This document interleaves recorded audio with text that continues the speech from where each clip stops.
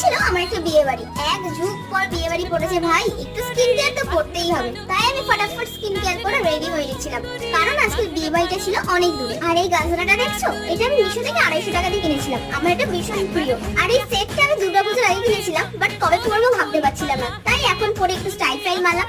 এই যে আরেকজন স্টেশনে দাঁড়িয়ে আছে, কারণ আমাদের যেতে হবে ক্যানিং। তারপর ভ্যানে করে পা দোলাতে দোলাতে চলে গেলাম বিয়ে বাড়ি। ও সরি, এটা তো রিসেপশন। তো তোমাদেরকে বলাই হয়নি এটা কার বিয়ে ছিল, এই দেখে নাও তোমরা বউকে।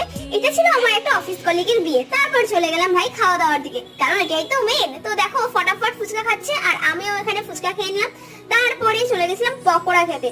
ও তো আগে গিয়েই পকোড়ার দিকে ঝাঁপিয়ে পড়েছে, তারপরে আমিও পকোড়াটা করে খেয়ে নিয়েছিলাম। আর এই দেখছো, এটা হচ্ছে আমাদের আজকের বড় মশাই।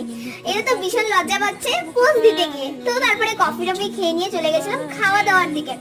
তো দেখা হবে নেক্সট ব্লগে। আর এই যে আমাকে দেখো ভূতের মতো আমি অন্ধকারের মধ্যে দিয়ে হাঁটছি।